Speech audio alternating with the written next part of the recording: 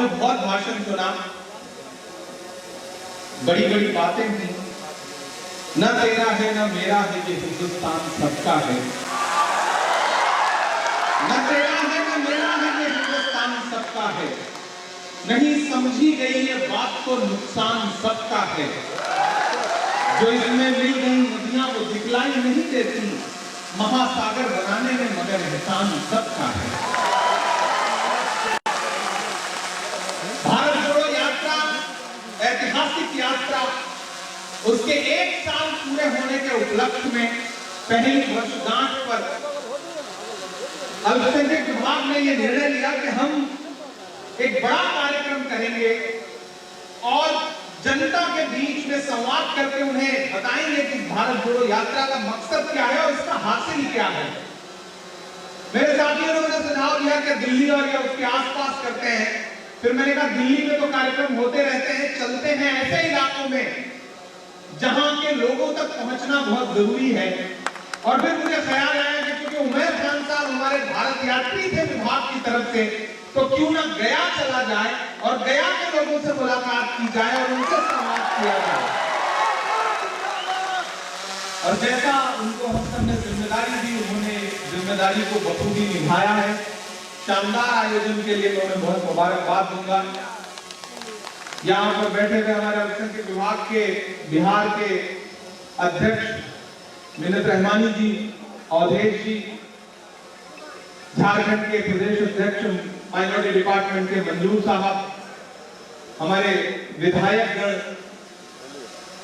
महिला कांग्रेस की अध्यक्ष महोदया, सेवा दल के अध्यक्ष महोदय और तमाम सेवा दल के साथी, यूथ कांग्रेस के तमाम साथी, एनएसयूआई के तमाम साथी और पूरा कांग्रेस परिवार, मैं थोड़ी देर आपसे संवाद करना चाहता हूं, बातचीत करना चाहता हूं। आज से 1 साल 2 दिन यानी कि 367 दिन पहले हम लोग इस वक्त तमिलनाडु में मौजूद थे। यात्रा शुरू हुई थी। यकीनन उमैर भाई ने जो बात कही है, अखिलेश जी ने जो बात कही कि हमें अंदाजा नहीं होता था कि हम 3500 किलोमीटर 4000 किलोमीटर यात्रा कर पाएंगे या नहीं कर पाएंगे। लेकिन फिर हम उस चेहरे की तरफ देखते थे जिसका नाम राहुल गांधी, और हमें लगता था कि अगर ये चलेंगे तो जैसे रेलगाड़ी का इंजन चलता है तो डब्बे अपने आप साथ पीछे जुड़ करके चलते चले जाते हैं, वैसे ही इनके पीछे हुजूम चला जाएगा। क्योंकि एक अलग सा आकर्षण, एक अलग सा जादू, एक अलग सी बात है उस शख्सियत में। हम सब चलते रहे और ऐसे मंजर मैंने अपनी आंखों से देखे उस यात्रा के दौरान कि उसे बताने में आए तो कभी कभी महसूस होता है कि हमने तो उन 4.5 महीनों में 4 महीनों में एक इतिहास को बनते हुए देखा। कई जगहें तो ऐसी थी, तारिक साहब गवाह हैं, जब मलप्पुरम यात्रा पहुंची उस तरफ से निकल रही थी, ऐसा लगता था कि एक वक्त में 50-50 हजार आदमी, 1-1 लाख आदमी राहुल गांधी को देखने के लिए, राहुल गांधी से मिलने के लिए, राहुल गांधी को छूने के लिए, उनके साथ तस्वीरें लेने के लिए टूट पड़ता था, संभालना मुश्किल हो जाता था। जब यात्रा तमिलनाडु से चली तो भारतीय जनता पार्टी के लोगों ने कहा कि यात्रा तमिलनाडु तक अच्छी रहेगी क्योंकि वहां पे डीएमके और कांग्रेस के गठबंधन की सरकार है, आगे बढ़ेंगे तो समझ में आ जाएगा। यात्रा तमिलनाडु पार करके जब केरल में आई तो एक अलग तरह का कल्चर, एक अलग तरह का खान पान, एक अलग तरह के लोग, अलग तरह की भाषा। लेकिन आप यकीन करें कि जो जोश, जो जज्बा, जो भीड़ तमिलनाडु में थी, जब केरल पहुंचे हैं तो वो कई गुना बढ़ चुकी थी और जोश कई गुना बढ़ चुका था। हम उसके बाद आगे बढ़े और हम कर्नाटक आए तो कर्नाटक में एक मंजर मैं आपको बताता हूं। हम उस वक्त बेल्लारी और मंड्या के आसपास कहीं एक जगह में वहां पर थे। अखिलेश जी मुझे, मैं आगे चल रहा था राहुल जी से थोड़ा सा आगे, तो मैंने देखा कि एक बुजुर्ग 80-82 साल की एक बुजुर्ग महिला जो है वो हाथ में जो खीरा होता है ना, हम लोग खीरा ककड़ी जो खाते हैं, वो खीरा लेकर के खड़ी थी। तो मीडिया में बहुत सारे साथी जो है वो जब इस तरह के किसी दृश्य को देखते थे तो उनसे बात करने की कोशिश करते थे। तो वहां के जो लोकल मीडिया के लोग थे उन्होंने पूछा कि आप इस यात्रा में खीरा लेकर के क्या करने आई? तो उस महिला के जवाब में मेरी आंखें नम हो गई। उस महिला ने कहा कि मेरे पास एक इंच भी खेत नहीं था, लेकिन राहुल गांधी की दादी ने यानी कि इंदिरा गांधी ने जब भूमि सुधार कानून लागू किया तो मुझे थोड़ी सी जमीन मिली थी, ये खीरा उसी खेत का है, मैं तोहफा देने के लिए लाई हूं राहुल गांधी को। हमने ऐसे दृश्य देखे हैं, मैं गवा रहा हूं। यात्रा जब कर्नाटक से आगे बढ़ी, आंध्र प्रदेश आई, हर राज्य में ऐसा लगता था कि कुछ बदलता जा रहा है। और इस बीच हुआ क्या कि भारतीय जनता पार्टी ने राहुल गांधी जी की टी शर्ट के रेट पता करने शुरू किए। भारतीय जनता पार्टी के ऑफिशियल ट्विटर हैंडल पर राहुल गांधी की टी शर्ट पोस्ट की गई और उसमें टिप्पणी की गई, उसका मजाक उड़ाया गया। भारतीय जनता पार्टी इस स्तर पर उतर आई कि जब राहुल गांधी जी की दाढ़ी थोड़ी चलते चलते बढ़ गई तो उनकी दाढ़ी की तुलना सद्दाम हुसैन से भारतीय जनता पार्टी के एक मुख्यमंत्री ने की। कोई दाढ़ी का बाल गिर रहा था, कोई टी शर्ट का रेट बता रहा था। इतनी बौखला गई थी भारतीय जनता पार्टी इस यात्रा से। उस यात्रा के मकसद को समझना पड़ेगा। आखिर क्यों चला एक शख्स, एक नेता अपना घर छोड़ के 3,500 किलोमीटर? मैं तो अक्सर देश में जाकर लोगों से कहता हूं कि नरेंद्र मोदी जी अपने भाषणों में कहते थे कि राहुल गांधी शहजादे हैं। यह उनका पहला वाक्य होता था राहुल गांधी जी पर जब हमला करते थे तो, कि राहुल गांधी तो राजकुमार है, शहजादे हैं। आज मैं नरेंद्र मोदी से कहता हूं कि प्रधानमंत्री जी आप शहजादा कहते थे, वो शख्स 3,500 किलोमीटर हिंदुस्तान की सड़कों की धूल फांकता हुआ, लोगों को सीने से लगाता हुआ, गले से लगाता हुआ कन्याकुमारी से कश्मीर तक गया। शहजादे ऐसे नहीं होते हैं, ऐसे तो हिंदुस्तान के वो आम नागरिक होते हैं। और आप तो खुद को फकीर कहते हैं। एक तरफ एक शहजादा है जिसे आप शहजादे का लक़ब देते हैं, वो हिंदुस्तान की सड़कों की खाक छानता रहा और पहन क्या रखा था उसने? सिर्फ एक टी शर्ट सफेद कलर की, एक ट्राउजर, एक जूता। टेम्परेचर 2 डिग्री 3 डिग्री, ये भारत जोड़ो यात्री जो बैठे हुए हैं सब गवाह है कि जब टेम्परेचर 2 डिग्री 3 डिग्री पहुंच गया था उस समय पूरे देश में चर्चा का विषय था कि राहुल गांधी को ठंड क्यों नहीं लगती। तब राहुल गांधी जी ने कहा था कि अगर इस देश के किसान को ठंड नहीं लगती तो फिर मुझे भी नहीं लगती। वो दर्द को महसूस करना चाहते थे। एक तरफ वो व्यक्ति है जो पूरे हिंदुस्तान की खाक छानता है, एक तरफ वो फकीर है जो खुद को फकीर कहता है और 10 लाख का सूट पहनता है और 8,500 करोड़ के जहाज में दुनिया का चक्कर लगाता है। अब आपको फैसला करना है कि आपका कौन है, आपका अपना कौन है। राहुल गांधी जी ने नारा दिया कि मैं नफरत के बाजार में मोहब्बत की दुकान खोल रहा हूं। इस नारे का मकसद समझिए। एक बड़े शायर ने कहा कि चरागों के सफर में दबदबा हो आंधियों का तो फिर अंजाम जुल्मत के सिवा कुछ भी नहीं होगा। ये दुनिया नफरतों के आखिरी स्टेज पर है, इलाज इसका मोहब्बत के सिवा कुछ भी नहीं होगा। गया वालों, बिहार वालों, मैं बिहार की धरती को सलाम करता हूं और मैं बोध गया में खड़ा हूं। ये ज्ञान की धरती है, ये त्याग की धरती है। मैं इस धरती पर खड़ा होकर के पूरे बिहार का आह्वान करता हूं कि इन दिनों जो बिहार की राजनीति से जो पहल शुरू हुई है और उस पहल में अखिलेश जी का, तारिक साहब का जो किरदार है, मैं उसके लिए कांग्रेस की लीडरशिप को सलाम भी करता हूं कि आने वाले दिनों में 2024 में अगर इंडिया अलायंस दिल्ली की गद्दी पर बैठता है तो उसका पूरा का पूरा क्रेडिट बिहार को जाएगा और शुरुआत से लिया जाएगा, क्योंकि बिहार ने पहल की है। बिहार ने पहल करके ये बताया कि जब कई करोड़ में महाराष्ट्र में हुकूमत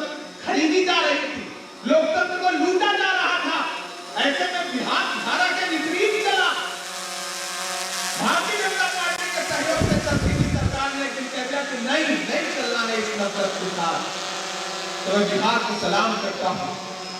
बिहार वालों, आपने हमेशा से अगुवाई की है, रहनुमाई की है, नुमाइंदगी की है, आपको आने वाले दिनों में भी करना है, क्योंकि वक्त जहां आकर के आज खड़ा है, यहां हमारे बहुत भिक्षुक बैठे हुए हैं।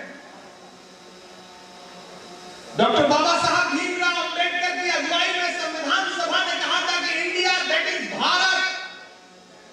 आज इंडिया अलायंस की बढ़ती हुई स्वीकार्यता से यह सरकार इतना परेशान हो गई है कि इंडिया नाम से उसे चिढ़ हो गई है। मैं तो सरकार से कहना चाहता हूं, क्यों बांटना चाहते हो? इंडिया ही भारत है, भारत ही इंडिया है, आप कहां से बांट पाओगे? जैसे मोदी ही अडानी है, अडानी ही मोदी है, वैसे भारत ही इंडिया है, इंडिया ही भारत है। और अब आपको इतना चिढ़ हो गई कि हर जगह से आप इंडिया शब्द हटा दोगे। तो मैं इस सरकार से पूछना चाहता हूं कि कहां कहां से हटाओगे आप इंडिया? क्या पासपोर्ट से हटा दोगे रिपब्लिक ऑफ इंडिया?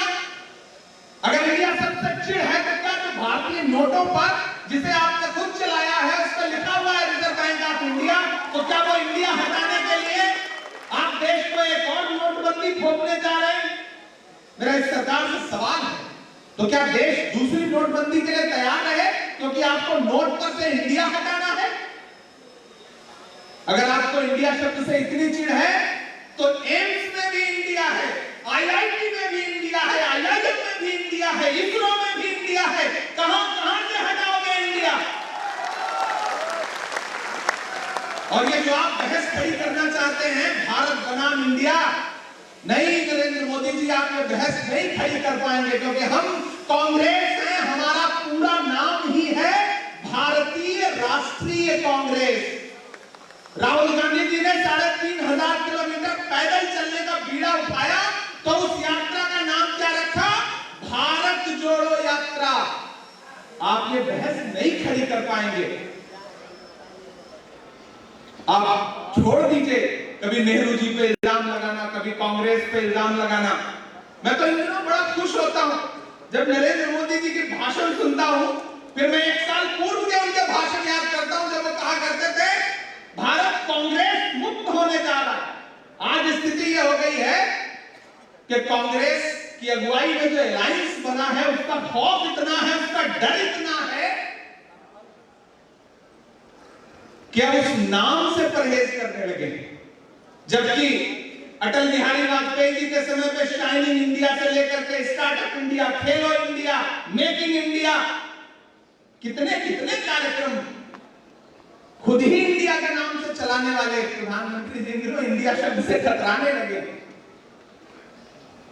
गया वालों, बड़ी जिम्मेदारी भरी आपसे बात करता हूं, जो सरकार अपना चलाया हुआ 2000 का नोट 7 साल नहीं चला सकी, वो हमसे 70 साल का हिसाब मांगती है। जो अपना चलाया हुआ नोट नहीं चला पाए, वो देश क्या चलाएंगे? नहीं चला पाएंगे, क्योंकि ये देश बहुत खूबसूरत है। ये देश एक गुलदस्ते की तरह है, इसमें अलग अलग तरह के फूल हैं। वो चाहते हैं कि सब एक रंग का हो जाए। नहीं, एक रंग होने से गुलदस्ता नहीं बनता है, उसमें अलग अलग फूल होने चाहिए। हिंदू, मुसलमान, सिख, ईसाई, दलित, बौद्ध, जैन, पारसी सब हो, तब खूबसूरत लगेगा। लेकिन बिहार वालों, गया वालों, जिम्मेदारी, अगर लड़ाई बड़ी है तो फिर जिम्मेदारी भी बड़ी है। आपको अपनी जिम्मेदारी समझनी पड़ेगी। घर बैठने से काम नहीं चलेगा, निकलना पड़ेगा। मैं उमर को बहुत बधाई दूंगा, बहुत मुबारकबाद दूंगा। जब भारत जोड़ो यात्रा शुरू हुई तो एआईसीसी की तरफ से, क्योंकि मैं माइनॉरिटी डिपार्टमेंट का राष्ट्रीय अध्यक्ष हूं, तो मुझसे कहा गया कि आपको विभाग के कुछ लोग अगर भारत जोड़ो यात्रा में पार्टिसिपेट करना चाहते हो तो उनका नाम दीजिए। तो मैंने 10-12 नाम भेजे, जिसमें से 6 नाम फाइनली सेलेक्ट हुए। मैं खुद भारत यात्री बनने के लिए बड़ी जद्दोजहद करता रहा कि मेरा भी नाम शामिल करिए, मैं भी राहुल जी के साथ पैदल चलूंगा। लेकिन एआईसीसी ने एक मानक बना रखा था कि जो विभागों के अध्यक्ष हैं या जो फ्रंटल के अध्यक्ष हैं वो आधिकारिक तौर पर भारत यात्री नहीं बन सकते, जिसे चलना है वो चले, कोई रोक टोक नहीं है। तो उमैर खान ने न सिर्फ 3500 किलोमीटर यात्रा पूरी की, हमारे विभाग की तरफ से जेबा जी बैठी हैं, शहनवाज साहब बैठे हैं, बाकी जो हमारे भारत जोड़ो यात्री हैं वो हमारे साथी हैं, और 3 और हमारे यात्री थे जो लगातार चलते रहे राहुल जी के कंधे से कंधा मिला करके। और जब ये चलते थे राहुल जी के साथ और जब आगे बढ़ते थे, मैं साथ कभी कभी कई जगहों पे साथ होता था, तो मुझे बार बार राहुल जी की तरफ देखता था और शकील आजमी का शेर याद आता कि चांद में ढलने सितारों में निकलने के लिए मैं तो सूरज हूं, बुझूंगा भी तो जलने के लिए। मंजिलों मंजिलों तुम ही कुछ आगे की तरफ बढ़ जाओ, मंजिलों तुम ही कुछ आगे की तरफ बढ़ जाओ, रास्ता कम है मेरे पांव को चलने के लिए। और ये यात्रा पूरी करके आए। तारिक साहब, आपने तारीफ के 2 लफ्ज कहे हमारे डिपार्टमेंट के लिए, वो मेरे लिए सनद की तरह है, वो प्रमाण पत्र है। जब ये यात्रा समाप्त हो गई तो मैंने सोचा इस यात्रा के संदेश को लेकर के गांव वहां जाना चाहिए। तो हमारे डिपार्टमेंट ने यह तय किया, फैसला किया कि हम पूरे देश में 100 भारत जोड़ो सम्मेलन करेंगे, अलग अलग फॉर्म में। कई भारत जोड़ो सम्मेलन करेंगे, कई भारत जोड़ो जनसंवाद करेंगे, कई भारत जोड़ो मुशायरा करेंगे, कई भारत जोड़ो बुनकर सम्मेलन करेंगे, कई भारत जोड़ो छात्र सम्मेलन करेंगे। उस कड़ी में 11वां कार्यक्रम है और मैं गया की मिट्टी को सलाम करता हूं। आप जितनी बड़ी तादाद में आए और जितनी देर बैठे हुए हैं उसके लिए आप मुबारकबाद के मुस्तहिक हैं। मैं बीच में बीमार हो गया, मुझे डेंगू हो गया था, मैं 10 दिन हॉस्पिटल में रहा। तारिक साहब वहां भी हाल चाल लेने के लिए। तारिक साहब में जो खूबी है, राजनीतिक मंचों पे मैं तारीफ करने से नहीं खुद को रोक पा रहा हूं। जिस तरह से ये रिश्तों को निभाते हैं वो अपने आप में बहुत अनूठा है और मुझे लगता है एक बार जोरदार ताली तारिक अनवर साहब के इस खूबी के लिए जरूर बजनी चाहिए। ये एक मुश्किल वक्त है और इस मुश्किल वक्त में कुछ सुना सबको कहीं ना कहीं अपने तौर पर राहुल गांधी के उस संदेश के लिए राहुल गांधी के साथ खड़ा होना चाहिए। राहुल जी ने कहा कि यात्रा रुकी नहीं है। जिस दिन यात्रा समाप्त हुई उसके बाद राहुल जी ने अपना फॉर्मेट बदला।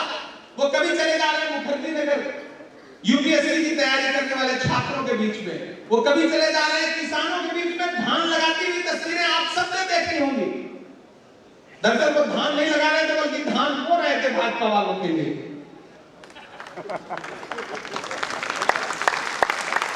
भाजपा ने पिछले 9 साल में झूठ के अलावा और कुछ नहीं किया। आपने बिहार में भी थोड़ा बहुत उन्हें आंशिक रूप से झेला है। हम दिल्ली में करते हुए उन्होंने झूठ बोलने के अलावा कुछ नहीं किया है। अभी मोदी जी ने बोला ना आपके यहाँ दरभंगा में एम्स वाला मामला, मतलब कहीं कुछ है ही नहीं और एम्स बन के तैयार हो गया। ये है भाजपा की राजनीति। वो भाजपा के नेता गांव में पहुंचे अखिलेश भाई, उन्होंने ग्रामीणों को इकट्ठा किया, बड़े भोले भाले लोग थे, बिल्कुल बोध गया की तरह इकट्ठा किया ग्रामीणों को। बोले बताओ तुम्हारी क्या समस्या है, मैं भाजपा का मंत्री हूं, मैं समस्या समाप्त कर दूंगा तुम्हारी। तो ग्रामीणों ने, भोले भाले लोग, उन्होंने कहा कि साहब हमारी 2 समस्या है। तो बोले बताओ। तो उन्होंने कहा पहली समस्या सर हमारी ये है कि हमारे यहाँ हॉस्पिटल नहीं है, डॉक्टर नहीं है। तो भाजपा के मंत्री जी ने फोन निकाला, नंबर डायल किए, पता नहीं कहां और पता नहीं क्या बोला। बोले ठीक है लो, मैंने तुम्हारी पहली समस्या हल कर दी, बताओ दूसरी समस्या क्या है। तो सामने से ग्रामीण बोला साहब इस दूसरी समस्या यह है कि इस गांव में एक भी मोबाइल का नेटवर्क नहीं है। इस तरह से राजनीति चल रही है भाजपा की।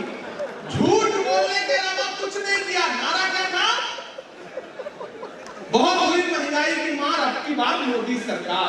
सुना था ना?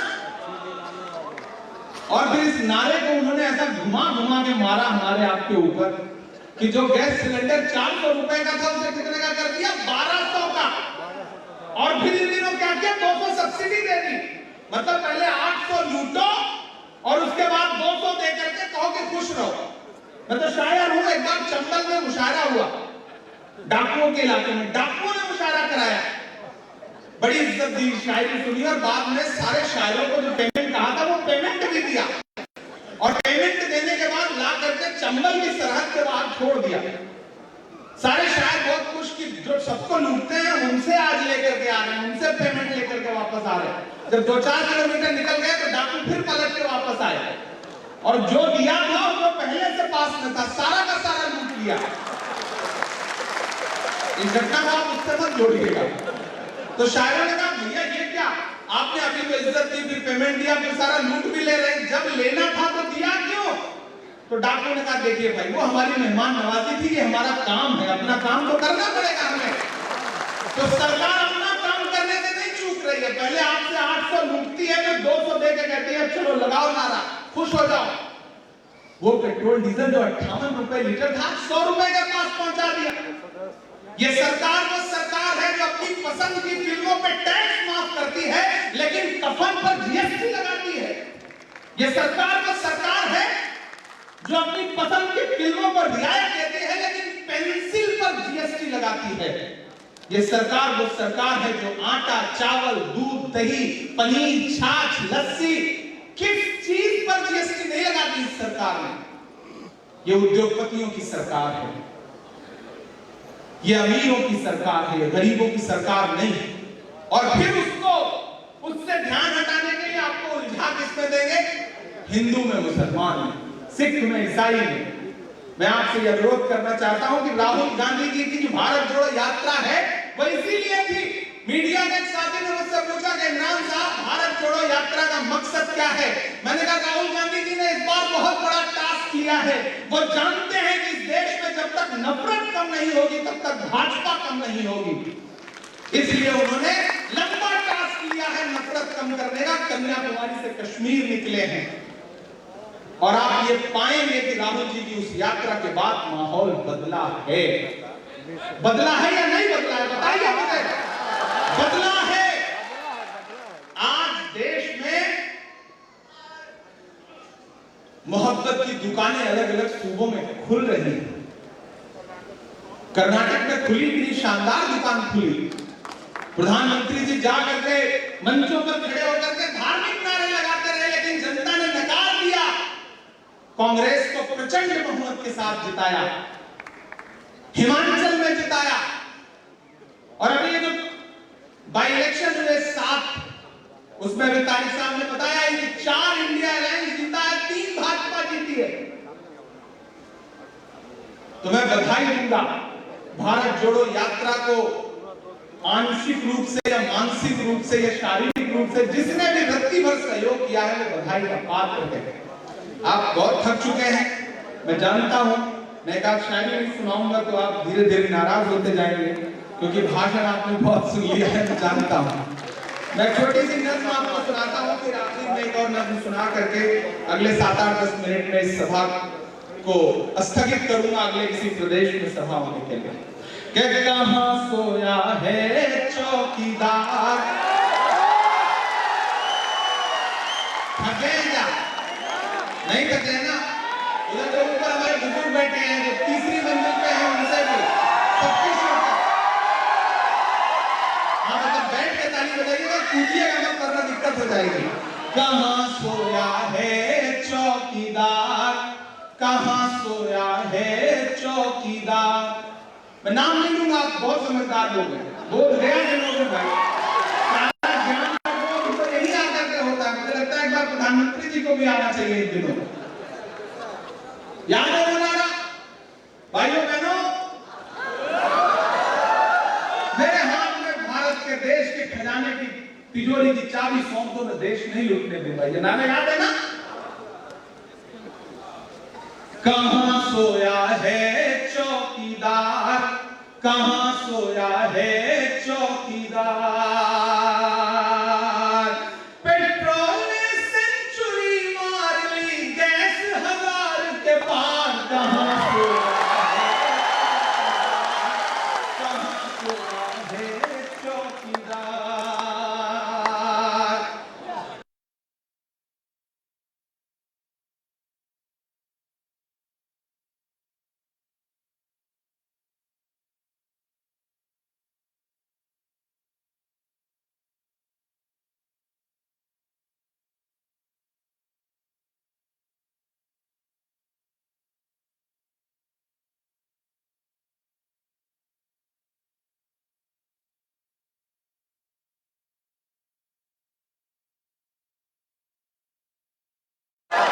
तो कुछ खूबियां तो हैं, उन खूबियों की तारीफ भी करनी है, लेकिन मुझे आज तक इस देश में दूसरा व्यक्ति ऐसा नहीं मिला। अभी तारिक साहब से कहा है कि आपके साथ पढ़ने वाले जो लोग थे, उनमें से कुछ आपके क्लासमेट मिल जाएंगे, तो 2-4 आदमी जरूर मिल जाएंगे और वो टेक्स्ट में भी होंगे। अभी अखिलेश भाई से कहा जाए कि आपके साथ ग्रेजुएशन में, पोस्ट ग्रेजुएशन में कौन लोग थे, तो ये भी अपने कुछ दोस्तों के नाम बता देंगे। लेकिन आज तक पूरे देश में दूसरा व्यक्ति नहीं मिला जो ये कहता हो कि मैंने नरेंद्र मोदी के साथ एमए किया है पॉलिटिकल साइंस में, नहीं मिला। और तो और आप तक जो प्रोफेशन हो, मैं हिंदुस्तान के किसी इलाके में जाऊं 10-20 लोग मिलेंगे जो कहेंगे मैंने फला जगह पे आपका मुशायरा सुना था, लेकिन आज तक मुझे दूसरा व्यक्ति ऐसा नहीं मिला जो ये कहते कि मैंने नरेंद्र मोदी जी की बेची गई चाय पी है, नहीं मिला। मैं पंक्तियां पढ़ता हूं, मैं इस वक्त नेता कम शायर की हैसियत से ज्यादा खड़ा हूं, इसलिए शायर को बड़ा अधिकार होता है इन चीजों को तरीके से बोलने का। तो मैं आपको पंक्तियां सुनाता हूं। कहां सोया है चौकीदार, कहां सोया है चौकीदार, कि चाय बेचने वाला पूरा भारत बेच रहा है। ऐसे काम नहीं चलेगा, इतनी कमजोर ताली से काम नहीं चलेगा। गया से उनकी आवाज तो दिल्ली में, चाय बेचने वाला पूरा भारत बेच रहा है, इसी काम में हासिल उसे महारत बेच रहा है, कि रेल बिक गई, तेल बिक गया, बिका हवाई अड्डा, रेल बिक गई। और अगला जो मिसरा है ना, उसमें आपको अगर लगे कि हाँ ये बात कही जानी चाहिए थी, तो फिर उसी तरह आपकी दुआएं भी चाहिए कि चाय बेचने वाला पूरा भारत बेच रहा है, इसी काम में हासिल उसे महारत बेच रहा है, कि रेल बिक गई, तेल बिक गया, बिका हवाई अड्डा, सब कुछ बिकता देख के खुश हैं अपने जेपी नड्डा। जनता महंगाई की मारी करती हाहाकार, कहां सोया है चौकीदार, कहां सोया है चौकीदार। हर बात के लिए नेहरू जी पे इल्जाम, नेहरू जी गलत है। मैं जब पार्लियामेंट के अंदर जाता हूं और नेहरू जी की एक मूर्ति लगी है, अखिलेश भाई, तारिक साहब, आप तो सब गवाह हैं, और उस मूर्ति के आदमकद मूर्ति के पास जब खड़ा होता हूं तो मुझे लगता है कि कभी प्रधानमंत्री जी को आना चाहिए, उस मूर्ति के नीचे खड़े होकर के एक बार सर उठा करके बात करनी चाहिए पंडित जवाहरलाल नेहरू जी से। 1947 में किन परिस्थितियों में देश मिला था पंडित जी को, कभी सोचा है आपने? क्या माहौल रहा होगा? लेकिन पंडित जी का विजन कितना बड़ा था, उनकी शख्सियत कितनी बड़ी थी कि 1947 में मिले हुए भारत को वो किस तरह से निर्माण की प्रक्रिया से गुजार करके ले आए। और ये भाजपा के लोग, जब राजीव जी इस देश में कंप्यूटर लेकर के आए तो उसका विरोध करने के लिए अटल बिहारी वाजपेयी की बैलगाड़ी में बैठ के पार्लियामेंट गए थे। और आज कांग्रेस से पूछते हैं कि 70 साल में तुमने किया क्या? अखिलेश भाई तो बड़े मजे के आदमी हैं, एक दिन सामने से मोदी जी भाषण दे रहे थे, बताइए 70 साल में क्या किया? तो हमारी पार्टी से जयराम रमेश जाते थे, तो अखिलेश मत बताना, जो बताओगे ये उसको भी बेच देंगे। ये बेचने वाले लोग हैं, उनको बेचने के अलावा कुछ नहीं आता। ये बनाना नहीं जानते, सिर्फ बेचना जानते हैं, और बनाना जानते हैं तो सिर्फ बेवकूफ बनाना जानते हैं और कुछ भी नहीं। ऐसे में मैं बोध गया कि इस धरती पर खड़ा होकर के एक बार फिर से उमैर को बहुत बधाई दूंगा। और उमैर साहब, ये कांग्रेस है, यहां काम करने का जज्बा जिस भी व्यक्ति के अंदर है। राहुल गांधी जब कहते हैं कि डरो मत, तो वो सिर्फ एक नारा नहीं है, एक सोच है, एक विचारधारा है वो। और उनकी इस बात पर जो भी लब्बैक कह रहा है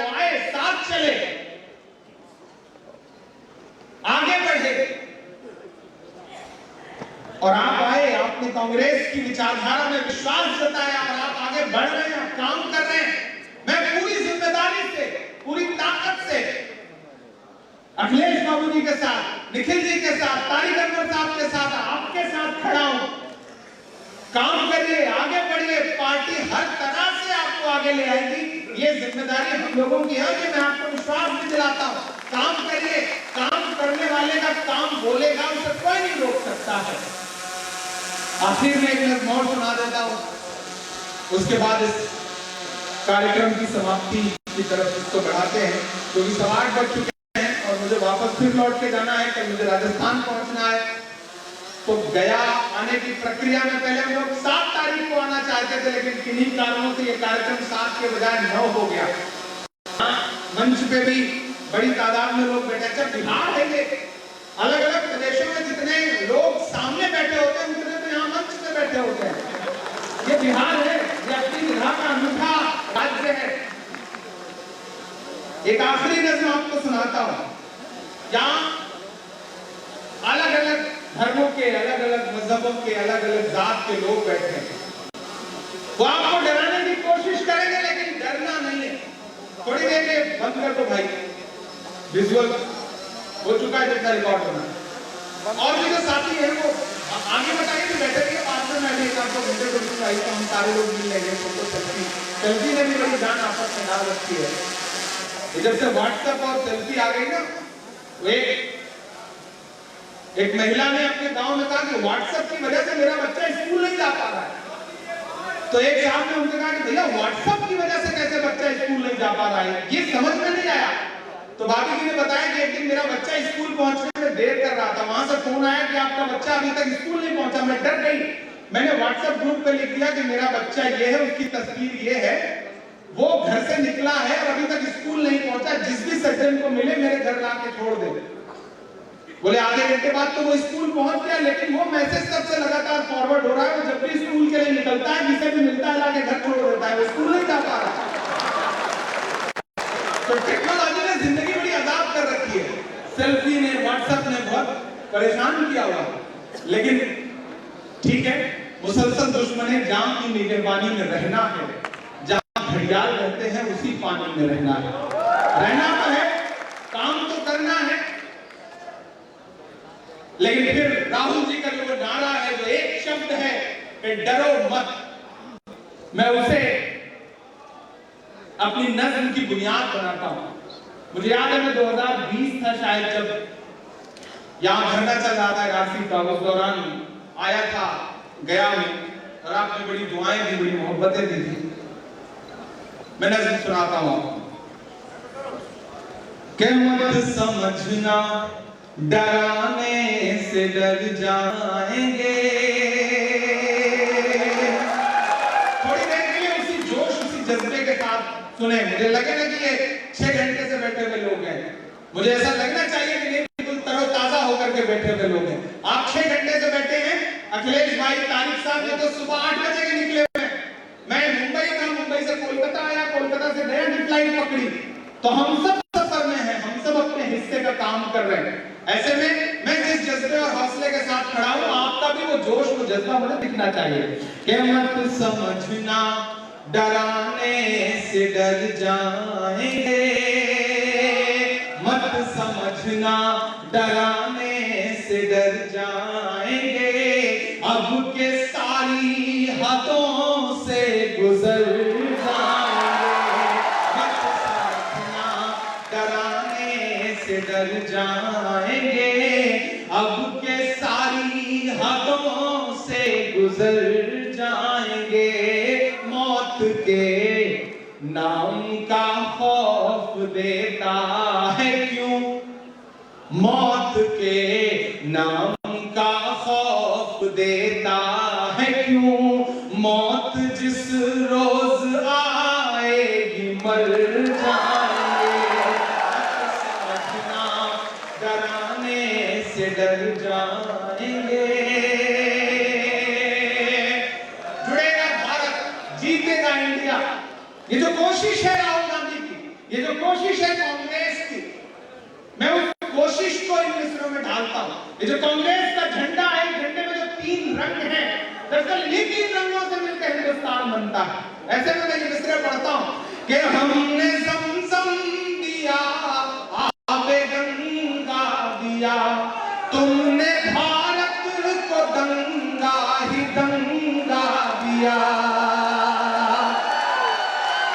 जो चौथा मिसरा है पुकारता है आपको कि हमने ज़मज़म दिया, आबे गंगा दिया, तुमने भारत को दंगा ही दंगा दिया, तुमने एक रंग के ख्वाब देखे मगर प्यार है ना कि तुमने एक रंग के ख्वाब देखे मगर हमने हिंदुस्तान को तिरंगा दिया।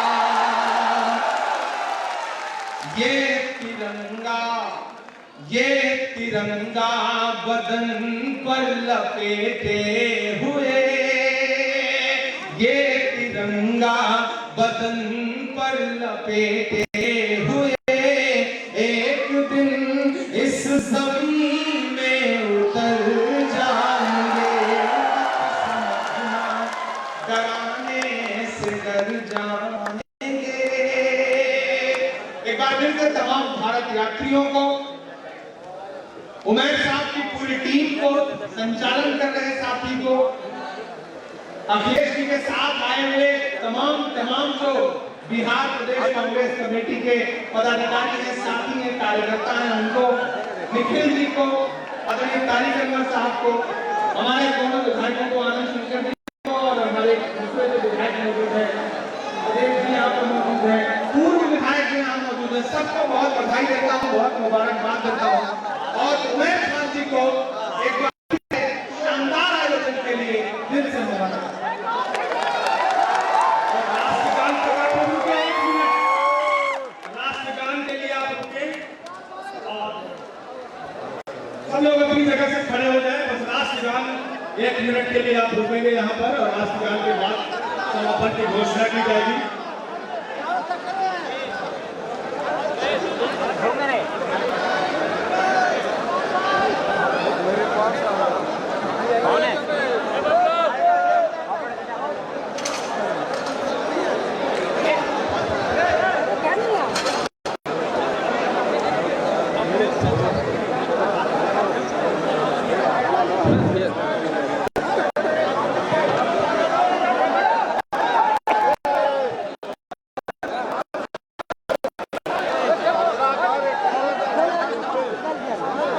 देखिए प्लीज मंच से आप ज्यादा लोग जो हैं वो आ जाइए।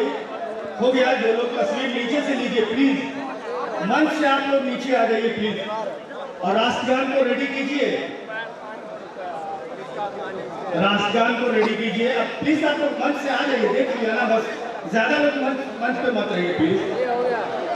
आपने जिस तरह से आपके प्रोग्राम में इतना सहयोग दिया, इतना अच्छे से सुना, और इमरान प्रतापगढ़ी के लिए आपने जो उन्होंने आप जो सुनाया, उनके शेर आपने तो एक अच्छा माहौल दिया उन्होंने, इमरान प्रतापगढ़ी साहब ने। उन्होंने ये पंक्ति कहा है कि मेरे हिंदुस्तान से मेरी निस्बत कैसे तोड़ोगे, छत तोड़ोगे लेकिन मेरी हिम्मत कैसे तोड़ोगे। इमरान प्रतापगढ़ी, सब लोग सावधान की भूमिका में आ जाइए भैया, सेल्फी बाद में लेना, राष्ट्रगान का सम्मान करिए प्लीज, सब लोग सावधान की भूमिका में। इसके बाद हमारे महबूब नेता अपने साथ में ही है, सबसे मिलेंगे, सबके साथ फोटो होगी। सावधान, मंच के साथियों से अनुरोध है कि सब सावधान की भूमिका में आ जाइए। मंच के सभी साथी, चलिए शुरू करिए। जन गण मन अधिनायक जय है, भारत भाग्य विधाता, पंजाब सिंध गुजरात मराठा द्राविड़ उत्कल गंगा, विंध्य हिमाचल यमुना गंगा, उच्चल जलधि तरंगा, तब शुभ नामे जागे, तब शुभ आशीष मांगे, गाहे तब जय गाथा, जय जय मंगलदायक जय हे भारत भाग्य विधाता, जय जय हे जय हे जय जय जय जय हे।